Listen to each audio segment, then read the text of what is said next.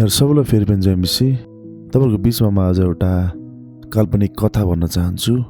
यद्यपि हामी यस कथाको सन्दर्भ हामी बाइबलमा कतै पनि पाउँदैनौँ। म यहाँहरूको बिचमा एउटा सानो अनुरोध गर्न चाहन्छु, तपाईँहरूले यसलाई गलत तरिकाले नबुझिदिनु होला।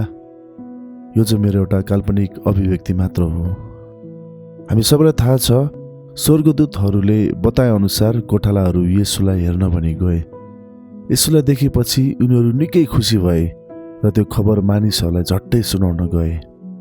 उनीहरूले एकपटक पनि आफूमाथि शङ्का गरेनन्, किनकि जुन कुरा उनीहरूले आफ्नो आँखाले देखेका थिए र साक्षी भएका थिए त्यसको विषयमा अरूलाई नबताई उनीहरू बस्नै सकेनन्। धेरै पटक हामीलाई हाम्रो जीवनमा खाँचो पर्ने कुरा चाहिँ गोठालाहरूको जस्तै खुट्टा हुन्, जो ख्रीष्टको सेवाको निम्ति कहिले पनि थाक्दैनन्। तपाईँले कहिले यसरी सोच्नु भएको छ, गोठालाहरूले मानिसहरूलाई मसीह जन्मनु भएको खबर सुनाएपछि मानिसहरूले के गरे होलान्? के ती खबर पाएका मानिसहरू पनि येशूलाई हेर्न गए होलान् त? यद्यपि पवित्र धर्मशास्त्र बाइबलमा हामी अरू मानिसहरू पनि त्यस रात येशूलाई हेर्न गए भने कतै पनि हामी भेटाउँदैनौँ। अब मैले कल्पना गरेको मेरो काल्पनिक कथा अथवा अभिव्यक्ति यहाँबाट सुरु हुन्छ।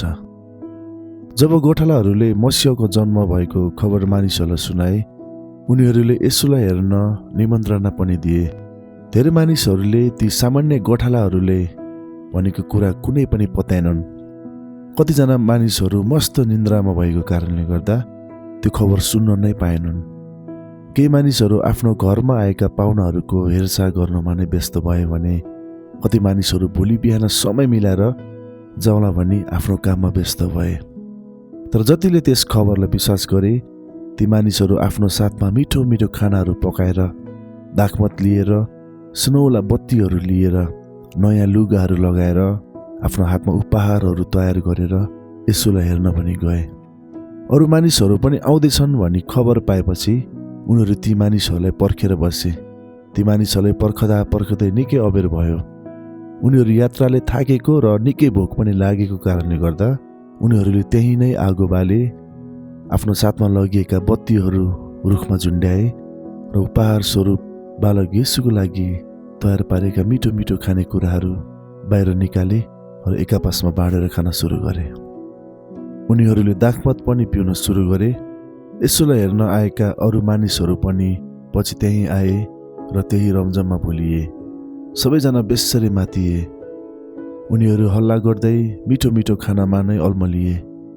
सबैजना मातिएको कारणले गर्दा उनीहरूले येशूलाई हेर्न जान लागेको कुरा नै बिर्से। त्यो रात सबैजना त्यहीँ नै निदाए र जब भोलि बिहान भयो उनीहरू सबैजनाको होस खुल्यो। उनीहरूसँग अब केही पनि थोकहरू बाँकी थिएनन्। हतार गरी उनीहरू येशू जन्मेको ठाउँमा कुदेर गए। जब उनीहरू गोठालाहरूले बताएको ठाउँमा पुगे, त्यहाँ उनीहरूले कसैलाई पनि देखेनन्। त्यहाँ एउटा डुड मात्र थियो। उनीहरू पक्कै पनि येशू त्यही डुडमा हुनुहुन्छ भनी हतारले त्यस डुडको नजिक गए। तर त्यहाँ येशू हुनुहुन्न थियो। त्यो डुड रित्तो थियो। उनीहरू निकै निराश भए र फर्किए। भोलिपल्ट येशूको जन्मको बारेमा खबर पाएका अरू मानिसहरू पनि उहाँलाई भेट गर्न गए। तर बाटोमा रुखहरूमा राखिएका बत्तीहरू, आगो बालिएको ठाउँ, जमिनभरि फालिएका खानाहरू र मदका भाँडाहरू देखे पछाडि पक्कै पनि येशू यही ठाउँमा जन्मनु भएको हुनुपर्छ भनी उनीहरू त्यहीँ नै येशूलाई पर्खे र निकै निराश भए आफ्नो घर फर्किए। क्रिसमसको केन्द्र हाम्रा प्रभु येशू ख्रीष्ट स्वयं हुनुहुन्छ। क्रिसमसका येशूलाई भेट्ने एउटै मात्र बाटो भनेको उहाँको बारेमा खोज गर्नु हो र अध्ययन गर्नु हो र उहाँलाई हाम्रो उत्सवको केन्द्रमा राख्नु हो। धेरै पटक ख्रीष्ट डुडमै हुँदा पनि हामी उहाँलाई देख्न सक्दैनौँ, किनकि हामी त्यहाँसम्म पुग्नै सक्दैनौँ। जब क्रिसमस केन्द्रभन्दा बाहिर जाँदछ, यो एउटा पारिवारिक भेटघाट, भोज र रमझम मात्र बन्न सक्दछ। धेरै पटक हाम्रो व्यस्तता, हाम्रो व्यक्तिगत प्राथमिकताहरूले हामीलाई साँचो क्रिसमसमा पुग्नबाट अल्मलाई राखेको हुनसक्छ। सजावट, बत्ती, पाहुनाहरूको हेरचाह, क्रिसमसमा के खाने, के लगाउने, कस्तो खालको कार्यक्रम गर्ने भन्ने कुराहरू आवश्यक छन्, तर यो नै प्राथमिक कुरा भने होइन। सुसमाचारको पुस्तकहरूमा हामी एउटा घटना देख्दछौँ। मार्था र मरियमसँग जब येशूको भेट हुँदा मार्था भान्सामा येशूलाई उत्तम अतिथि सत्कार दिने तयारीमा निकै व्यस्त भइन्। तर मरियम भने सबै काम छोडी येशूको पाउमा बसेर येशूको वचनलाई ग्रहण गरिन्। यद्यपि एउटा सामान्य बुझाइले सोच्ने हो भने मार्थाको अतिथि सत्कार पनि निकै उत्तम प्राथमिकता देखिन्छ।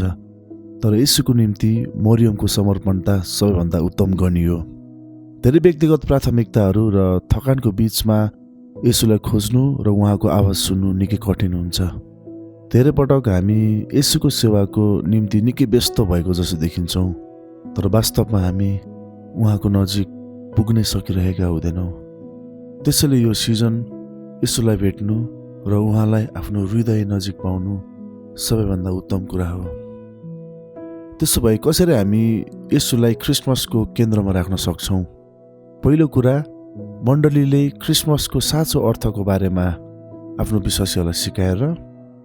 दोस्रो कुरा, सुसमाचार प्रचार बिना क्रिसमस अपूर्ण हुँदछ, किनकि क्रिसमस सुसमाचारको विषयमा हो। तेस्रो कुरा, क्रिसमा हाम्रो हृदयहरूलाई जाँच्ने र मुक्तिमा आनन्दित हुने समय पनि हो। आराधना र भक्तिले उहाँको जन्मोत्सव मनाउनु निकै असल कुरा हुन्छ। र मैले आज तयार पारेको अन्तिम कुरा, क्रिसमसमा सबैलाई समेट्नु र प्रेम आदान प्रदान गर्नु सबैभन्दा महत्त्वपूर्ण कुरा हो, किनकि क्रिसमस प्रेमको जन्म भएको दिनको विषयमा हो।